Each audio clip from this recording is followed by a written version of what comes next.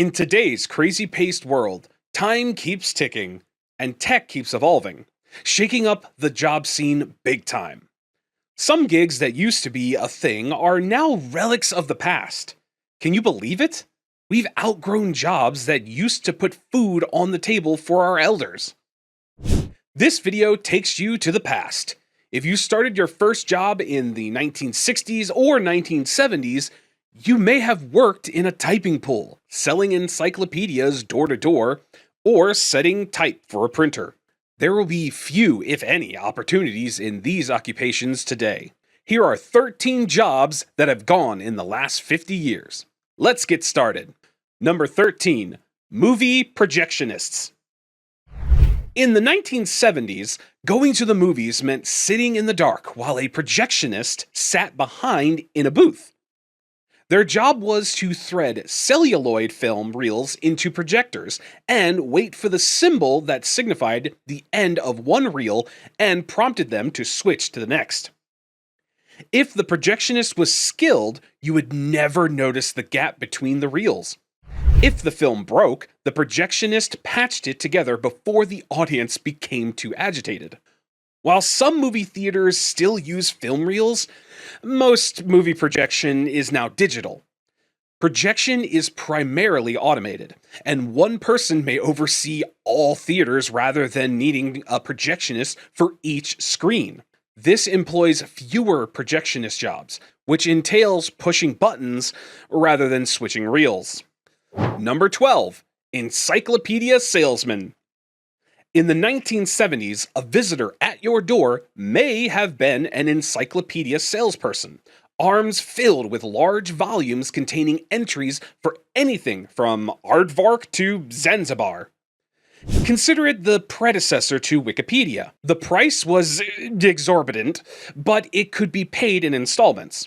Encyclopedia Britannica, the most popular encyclopedia, stopped selling door-to-door in 1996 and discontinued its print version in 2010. Britannica is now available online, and you may locate an odd book or two at a secondhand store. However, the encyclopedia salesperson is an extinct species.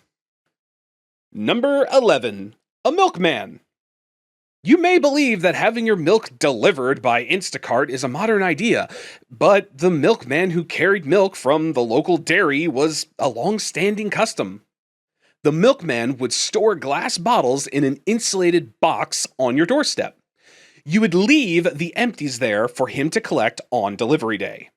This fading career may be making a brief comeback to meet the demand for fresh, from-the-farm food. However, milk delivery will likely be less widespread than it was 50 years or more ago. Number 10. Video shop clerk. In only the previous 50 years, one entire industry has grown and then vanished.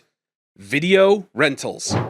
The first video rental store debuted in 1977 in Los Angeles, renting films for a whopping $10 per day. The family video chain still maintains 660 locations, mainly in tiny Midwest areas, while the Blockbuster chain went bankrupt in 2010 and may soon have only one store remaining. At its peak, Blockbuster employed 84,300 workers. Thousands of small businesses and chains also hired clerks. However, the joy of strolling the aisles and taking a chance on a staff movie recommendation could not compete with the quick satisfaction of streaming films on Netflix. Video shop clerks are a dying breed. Number 9. River pig and log driver. The media reported that the last log drive down the Kennebec River in Maine occurred in 1976. Previously, loggers in isolated areas would pull fallen logs to the nearest canal. Men known as river pigs or hogs would lead the log drive downstream to the mills for processing. The log drivers would follow the flotilla by boat or on top. Logging jobs are still available, but the trees are transported to the mill by truck. You won't see river pigs hauling logs downstream anymore. Number 8. Hand-painted billboard artists. Back in the day, before pixels ruled the roost, billboards got their glam on thanks to some seriously talented artists armed with paintbrushes. These folks were the real deal, hand-painting ads that grabbed your attention from miles away. Picture driving down the highway and bam! There's this massive, vibrant billboard, each stroke telling a story and urging you to check out the latest and greatest. But with the rise of supersized printers and digital wizardry, these hand-painted beauties have become as rare as a sunny day in November. Sure, it's more efficient now, but there's something special about knowing someone put their heart and soul into making those billboards pop. Today, large-scale printing technology has made hand-painted billboards a rarity. Number 7. Switchboard operators. These skilled individuals sat at manual switchboards with rows of jacks and cords, connecting callers to their intended destinations with precision and speed. If you tuned in to television in the 1970s, you might remember Lily Tomlin's iconic portrayal of Ernestine, the sharp-tongued switchboard operator on Laugh-In. Her catchphrase, "one ring dingy, two ringy dingies," became interchangeable with the profession. While the job could be stressful, switchboard operators played a vital role in connecting communities and facilitating communication in an era before cell phones and the internet dominated our interactions. By the 1970s, technological advances led to the gradual phasing out of manual switchboards in favor of automated systems. These computerized systems offered faster call connections and reduced the need for human intervention. However, the transition from manual switchboards was gradual, with some smaller communities and businesses continuing to rely on them well into the late 20th century. Number 6. Typesetter. Before computers revolutionized printing, every word had to be typed in. By the 1970s, a linotype was frequently utilized, which could set a whole row of types simultaneously. While there has been an increase in letterpress printing for minor works such as wedding invitations, the position of a typesetter will remain the same. Number 5. Herb Strewer. The 1600s were not considered an immaculate period in human history.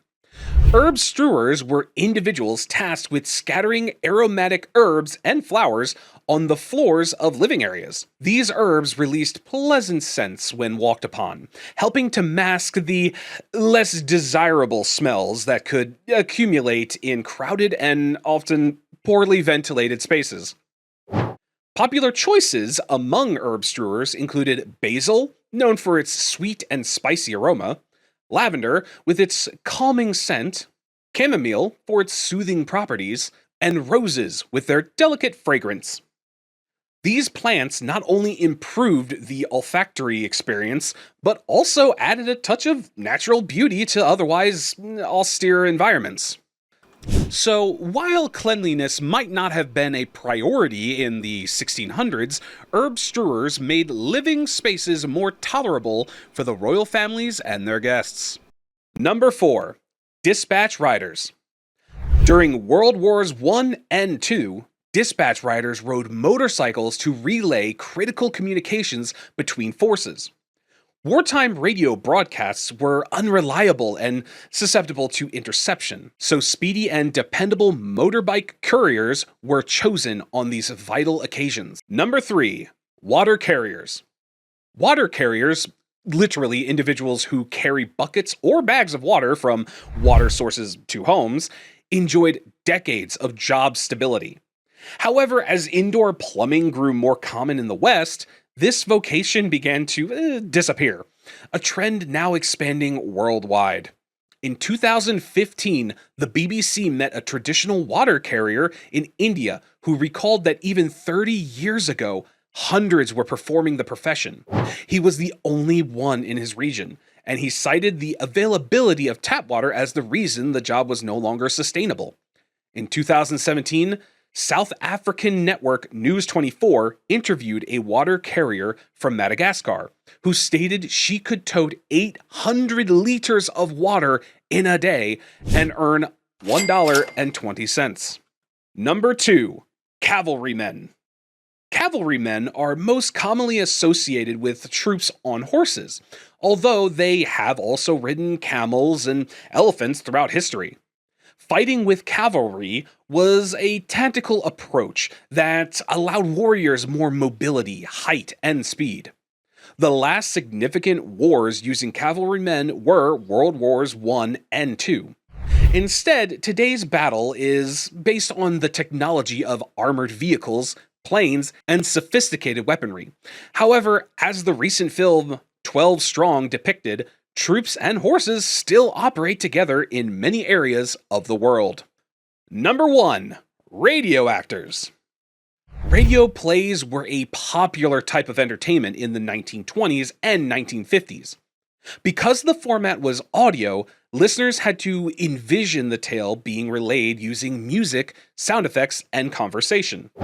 The rise of television ended radio drama and radio performers' careers, at least in America. In certain parts of the world, they are still popular, and the emergence of podcasts has inspired renewed interest in audio plays. And that's a wrap. If you know anyone who held one of these classic jobs, be sure to let us know in the comments below. Subscribe to the channel, and we will see you in the next video.